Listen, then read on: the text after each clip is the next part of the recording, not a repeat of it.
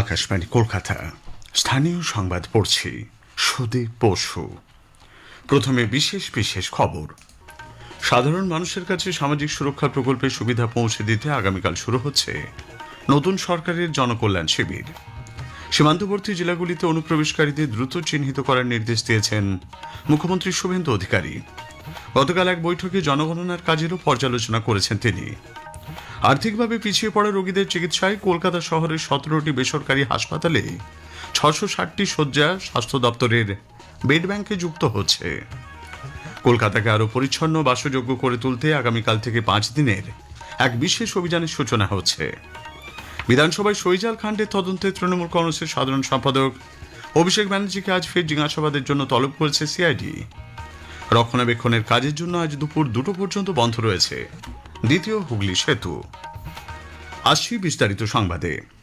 সাধারণ মানুষের কাছে সামাজিক সুরক্ষা প্রকল্পের সুবিধা পৌঁছে দিতে শুরু হচ্ছে নতুন সরকারের জনকল্যাণ শিবির। আগামীকাল থেকে 17 জুন পর্যন্ত রাজ্যের প্রতিটি ব্লকে বসবে এই শিবির।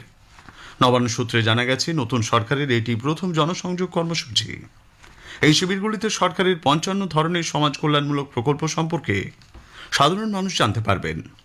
বিশেষ করে কেন্দ্রীয় সরকারের যে সমস্ত প্রকল্পের সুবিধা থেকে রাজ্যের মানুষ এতদিন বঞ্চিত হচ্ছিলেন, সেসব প্রকল্প সম্পর্কে বিস্তারিত তথ্য সংগ্রহ করা যাবে। অন্নপূর্ণা যোজনা, যুবশক্তি প্রকল্প, বিধবা ভাতা, পিএম কিষাণ যোজনা এবং বার্ধক্য ভাতার মতো গুরুত্বপূর্ণ প্রকল্পগুলির জন্য নতুন করে নাম নথিভুক্ত করা যাবে এই শিবিরে। এদিকে জনকল্যাণ শিবির সুষ্ঠুভাবে পরিচালনার জন্য জেলায় সচিব স্তরের আইএএস আধিকারিকদের দায়িত্ব দেওয়া হয়েছে। মুখ্যমন্ত্রী শুভেন্দু অধিকারী আগামীকাল পূর্ব মেদিনীপুরের নন্দীগ্রামে জনকল্যাণ শিবিরের উদ্বোধন করবেন। কলকাতা পুরসভা এলাকাতেও 16টি বড়োতে জনকল্যাণ শিবির আয়োজিত হবে। সামাজিক সুরক্ষার প্রকল্প সহ নানা বিষয়ে অভিযোগ জানাতে রাজ্য সরকার একটি অনলাইন পোর্টাল চালু করেছে। মুখ্যমন্ত্রী দপ্তরের ওয়েবসাইটে গিয়ে এই পোর্টাল খুলে নাম, ঠিকানা, ফোন নাম্বার দিয়ে অভিযোগ জানানো যাবে। একই সঙ্গে সেই সংক্রান্ত নথিও আপলোড করার সুযোগ থাকছে। উল্লেখ্য, মুখ্যমন্ত্রী শুভেন্দু অধিকারী সম্প্রতি অভিযোগ জানানোর জন্য আপনার সরকার আপনার ভাষা নামে একটি হেল্পলাইন নম্বর চালু করেন। নম্বরটি হল 8282082820। এছাড়াও চালু হয়েছে একটি ইমেল আইডি। মুখ্যমন্ত্রী শুভেন্দু অধিকারী অনুপ্রবেশ এবং জনগণনা নিয়ে গতকাল জেলা শাসক ও পুলিশ সুপারদের সঙ্গে বৈঠক করেছেন।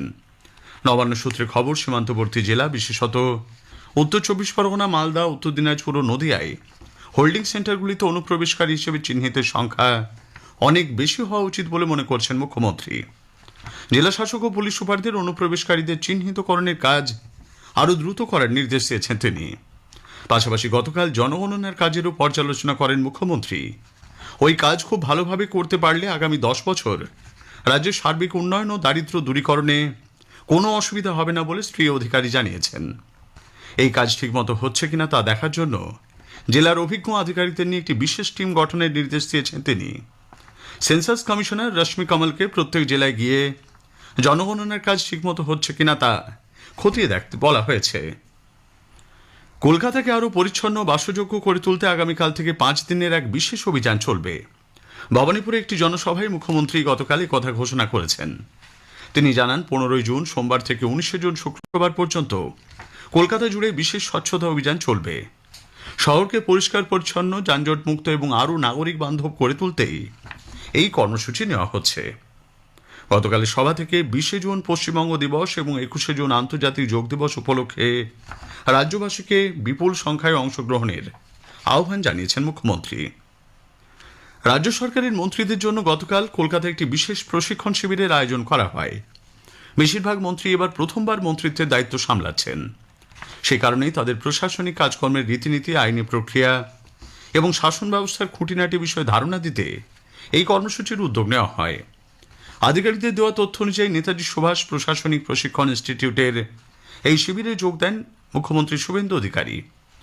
ভাষণে তিনি সুশাসন, প্রশাসনিক দক্ষতা বৃদ্ধি এবং জনসাধারণের নানাবিধ সমস্যার দ্রুত ও কার্যকর সমাধানের উপর বিশেষ জোর দিয়েছেন। 51টি সরকারি আইটিআইকে পিএম সেতু প্রকল্পে যুক্ত করা হবে বলে রাজ্যের উচ্চশিক্ষামন্ত্রী জগন্নাথ চট্টোপাধ্যায় জানিয়েছেন। এ ব্যাপারে বিভিন্ন অংশীদারদের সরাসরি যুক্ত করার আহ্বান জানান তিনি। 51টি সরকারি আইটিআইকে আমরা এই পিএম সেতু প্রকল্পের আন্ডারে আনবো। আমরা চাইছি যে যারা স্টেক হোল্ডার, যাদের জন্য সরকার দক্ষ কর্মী তৈরি করে দেয়, তারা তাদের অ্যাক্টিভ পার্টিসিপেশনে সরকারি পরিকাঠামো, সরকারি সহযোগ এবং সরকারি তন্ত্রের মধ্যে থেকে নিজেদের মতো করে নিজেদের স্কিলিং করে নিক, নিজেদের দক্ষ কর্মী তৈরি করে নিক। আর্থিকভাবে পিছিয়ে পড়া রোগীদের চিকিৎসায় কলকাতা শহরের 17টি বেসরকারি হাসপাতালের 660টি শয্যা স্বাস্থ্য দপ্তরের বেড ব্যাংকে যুক্ত হচ্ছে। স্বাস্থ্য প্রতিমন্ত্রী সুমনা সরকার গতকালই কথা জানিয়েছেন। সম্প্রতি হাসপাতালগুলির সঙ্গে বৈঠকে তিনি জানান, মূল চুক্তিপত্র এবং ক্লিনিক্যাল এস্টাবলিশমেন্ট আইন মেনে রাজ্য সরকারের কাছ থেকে বিনামূল্যে জমি পাওয়া হাসপাতালগুলির 10% শয্যায় গরিব রোগীদের বিনামূল্যে চিকিৎসা হবে। রাজ্যের প্রাক্তন মন্ত্রী মানস রঞ্জন ভূঁইয়া তৃণমূল কংগ্রেস ছাড়ার কথা ঘোষণা করেছেন। দলনেত্রী মমতা ব্যানার্জিকে চিঠি লিখে দলের প্রাথমিক সদস্যপদ ছাড়ার কথাও জানিয়ে দিয়েছেন তিনি। তৃণমূল কংগ্রেসের দর্শনের সঙ্গে তার দর্শন বর্তমানে আলাদা বলে জানিয়েছেন মানুষ, তবে রাজনীতিতে তিনি থাকবেন বলেও জানিয়েছেন। তৃণমূল কংগ্রেসের সাংগঠনিক স্তরে ফের রদবদল হয়েছে। গতকাল কালীঘাটে দলের বৈঠকে সায়নী ঘোষের জায়গায় তৃণমূল যুব কংগ্রেসের নতুন সভাপতি করা হয়েছে অর্ণব বন্দ্যোপাধ্যায়কে। উত্তর কলকাতার নতুন জেলা সভাপতি হয়েছেন বেলেঘাটার বিধায়ক কুণাল ঘোষ। তিনি সুদীপ বন্দ্যোপাধ্যায়ের জায়গায় এলেন। এদিকে দলের মহিলা শাখার দায়িত্ব থেকে সরিয়ে দেওয়া হয়েছে মালা রায়কে। তৃণমূল কংগ্রেসের বর্ষিয়ান সাংসদ সুদীপ বন্দ্যোপাধ্যায় গতকাল দিল্লিতে কেন্দ্রীয় স্বরাষ্ট্রমন্ত্রী অমিত শাহের সঙ্গে সাক্ষাৎ করেছেন। এর আগে তিনি কেন্দ্রীয় মন্ত্রী তথা পশ্চিমবঙ্গের পর্যবেক্ষক ভূপেন্দ্র যাদবের বাড়িতে যান বলে সূত্রের খবর। তার সঙ্গে ছিলেন সাংসদ শতাব্দী রায়।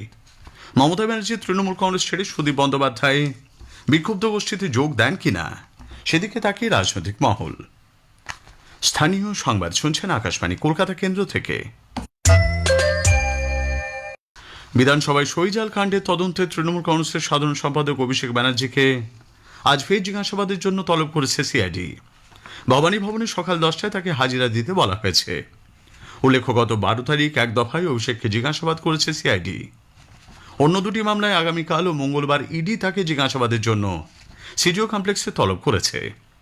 তৃণমূল কংগ্রেসের বেলেঘাটার বিধায়ক কুণাল ঘোষকেও আজ জিজ্ঞাসাবাদের জন্য সিআইডি ডেকে পাঠিয়েছে। যুব ভারতীতে মেসি কাণ্ডে প্রাক্তন ক্রীড়ামন্ত্রী অরূপ বিশ্বাসকে ফের জিজ্ঞাসাবাদের জন্য তলব করেছে বিধাননগর দক্ষিণ থানার পুলিশ। নোটিশ পাওয়ার 48 ঘন্টার মধ্যে তাকে সশরীরে হাজিরা দিতে বলা হয়েছে। উল্লেখ্য, এর আগে দুবার পুলিশি তলবে সাড়া দেননি অরূপ বিশ্বাস।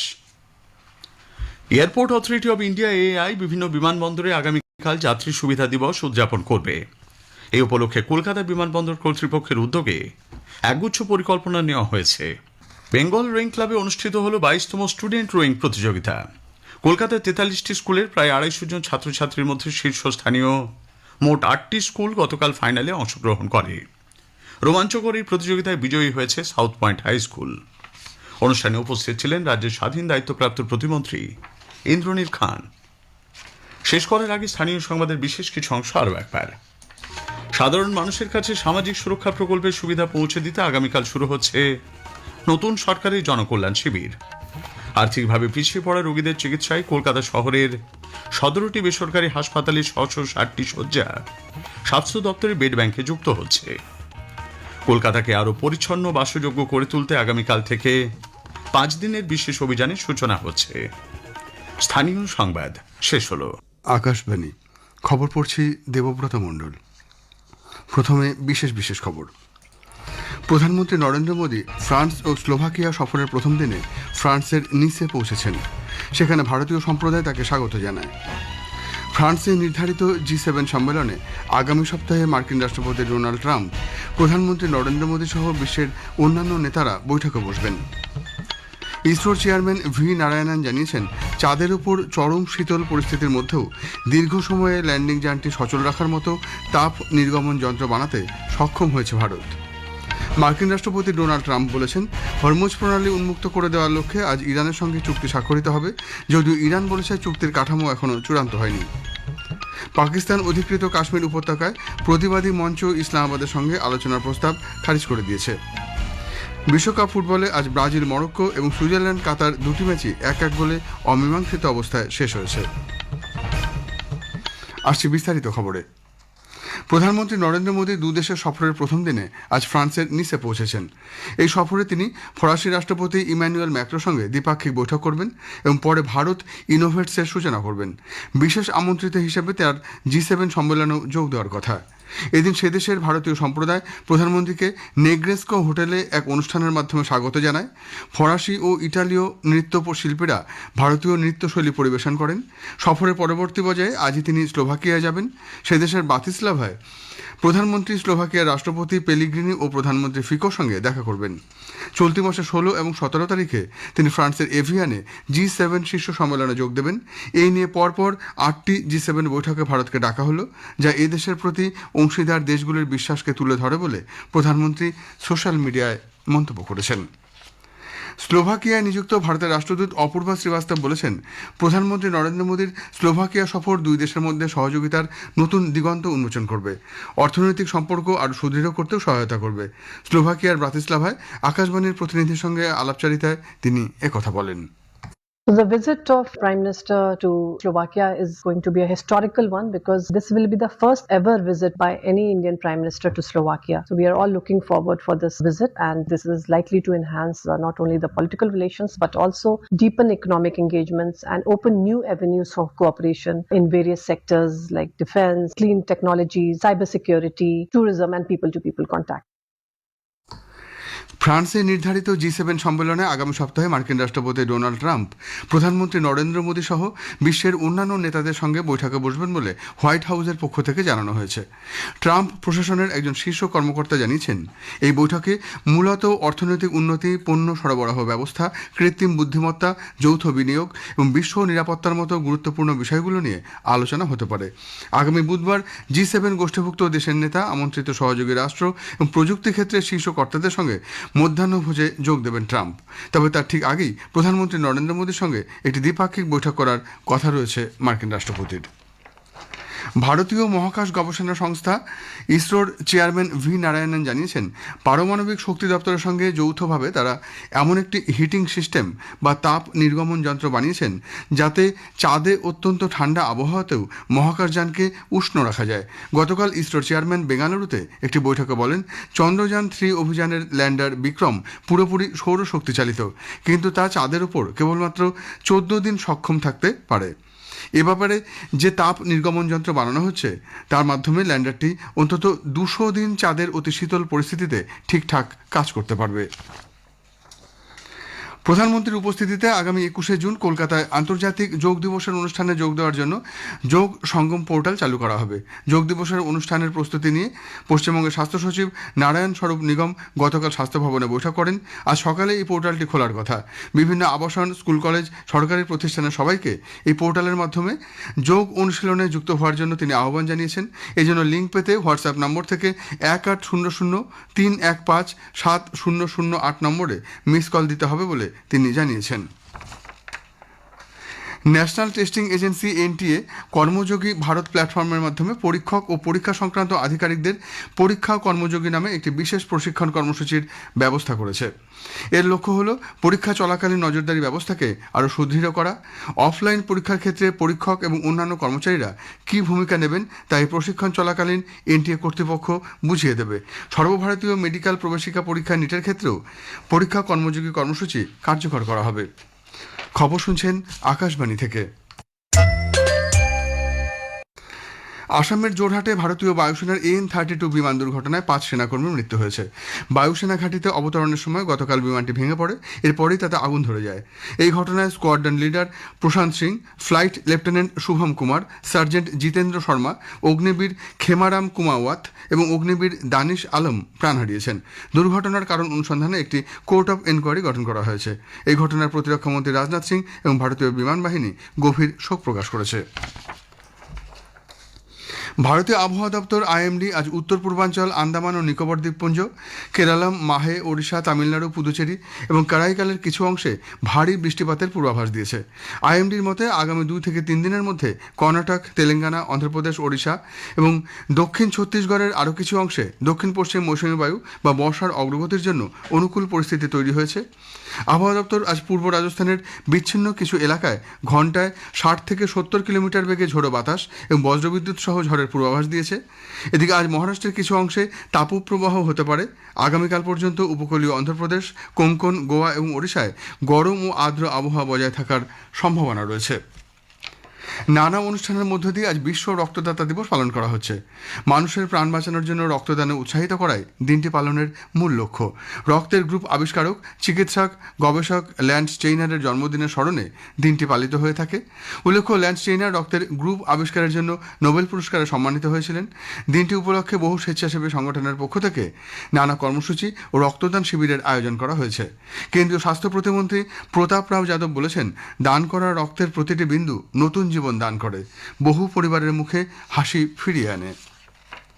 মার্কিন যুক্তরাষ্ট্রের রাষ্ট্রপতি ডোনাল্ড ট্রাম্প গতকাল বলেছেন, ইরানের সঙ্গে যুদ্ধ অবসানের লক্ষ্যে আজ একটি চুক্তি স্বাক্ষরিত হবে এবং এরপরই কৌশলগত গুরুত্বসম্পন্ন হরমুজ প্রণালী সকলের জন্য উন্মুক্ত করে দেওয়া হবে। উল্লেখ্য, এর আগে পাকিস্তান ইঙ্গিত দিয়েছিল এই ধরনের একটি চুক্তি সম্পাদনের জন্য অনেক দূর কথাবার্তা এগিয়েছে। ঠিক তার কয়েক ঘন্টা পরেই ট্রাম্প এই মন্তব্য করেন। তবে ইরানের ইসলামিক রেভলিউশনারি গার্ড কোর চুক্তি স্বাক্ষরের বিষয়টি অস্বীকার করেছে। তারা জানিয়েছে যে চুক্তির কাঠামো এখনো চূড়ান্ত হয়নি এবং এই দিনটি নিয়ে ট্রাম্পের অস্বাভাবিক জেদের তারা সমালোচনা করেছে। পাকিস্তান অধিকৃত কাশ্মীর উপত্যকায় সাধারণ মানুষের প্রতিবাদ ক্রমশ বেড়ে চলেছে। ইসলামাবাদ প্রতিবাদীদের সঙ্গে আলোচনায় বসতে চাইলেও জয়েন্ট আওয়ামী অ্যাকশন কমিটি সে প্রস্তাব নাকচ করে দিয়েছে। তারা জানিয়েছে এসব আলোচনায় কোনো ফল হওয়ার সম্ভাবনা নেই। অ্যাকশন কমিটি আরও বলেছে, এর আগেও বহুবার আলোচনা হয়েছে, কিন্তু পাক কর্তৃপক্ষ প্রতিশ্রুতি দিয়েও পরে সবকিছু অস্বীকার করেছে। এবার বিশ্বকাপ ফুটবলের খবর। বিশ্বকাপ ফুটবলে নিউ জার্সি স্টেডিয়ামে গ্রুপ সির ম্যাচে ব্রাজিল এবং মরক্কোর মধ্যে খেলাটি 1-1 গোলে অমীমাংসিত থাকলো। প্রথমার্ধে মরক্কো গোল করে এগিয়ে দেন সাইবারি। কিছুক্ষণের মধ্যেই ব্রাজিলের পক্ষ থেকে অসাধারণ গোল করে সমতা ফেরান ভিনিসিয়াস জুনিয়র। গোটা ম্যাচে দুপক্ষই কেউ কাউকে 1 ইঞ্চি জমি ছাড়েনি। এছাড়াও সান ফ্রান্সিসকো বে এরিয়া স্টেডিয়ামে কাতার এবং সুইজারল্যান্ডের মধ্যে খেলাটিও 1-1 গোলে ড্র হয়েছে। প্রথমার্ধে সুইজারল্যান্ডের এমবেলো গোল করে দলকে এগিয়ে দেন। দ্বিতীয়ার্ধে সংযুক্ত সময়ে গোল শোধ করেন কাতারের মুহেম। অন্যদিকে আজ গ্রুপ সির ম্যাচে হাইতি স্কটল্যান্ডের মুখোমুখি হয়েছে। শেষ পাওয়া খবরে স্কটল্যান্ড 1-0 গোলে এগিয়ে আছে। গোল করেছেন জন ম্যাকগিন। গ্রুপ ডির ম্যাচে ভ্যাঙ্কুভার স্টেডিয়ামে অস্ট্রেলিয়া তুরস্কের বিরুদ্ধে খেলবে। খেলা শুরু সকাল 9:30টায়। এছাড়া গ্রুপ ইর ম্যাচে জার্মানি কুরাসাওয়ের বিরুদ্ধে খেলবে। হাউস্টন স্টেডিয়ামে খেলা শুরু হবে রাত 10:30টায়। গ্রুপ এফ এর ম্যাচে নেদারল্যান্ডস জাপানের মুখোমুখি হবে। ডালাস স্টেডিয়ামে খেলা শুরু রাত 1:30টায়। মহিলাদের টি-20 বিশ্বকাপে ভারত আজ প্রথম ম্যাচে চিরপ্রতিদ্বন্দ্বী পাকিস্তানের বিরুদ্ধে খেলবে। এজবাস্টনে খেলা শুরু হবে ভারতীয় সময় সন্ধে 7টায়। ধর্মশালায় গতকাল সিরিজের প্রথম একদিনের ম্যাচে ভারত 7 উইকেটে আফগানিস্তানকে হারিয়ে দিয়েছে। এর ফলে 3 ম্যাচের সিরিজে ভারত 1-0 এগিয়ে গেল। শেষ করার আগে বিশেষ খবর আরেকবার। প্রধানমন্ত্রী নরেন্দ্র মোদী ফ্রান্স ও স্লোভাকিয়া সফরের প্রথম দিনে ফ্রান্সের নিসে পৌঁছেছেন। সেখানে ভারতীয় সম্প্রদায় তাকে স্বাগত জানায়। ফ্রান্সের নির্ধারিত G7 সম্মেলনে আগামী সপ্তাহে মার্কিন রাষ্ট্রপতি ডোনাল্ড ট্রাম্প, প্রধানমন্ত্রী নরেন্দ্র মোদী সহ বিশ্বের অন্যান্য নেতারা বৈঠকে বসবেন। খবর এখনকার মতো এই পর্যন্ত।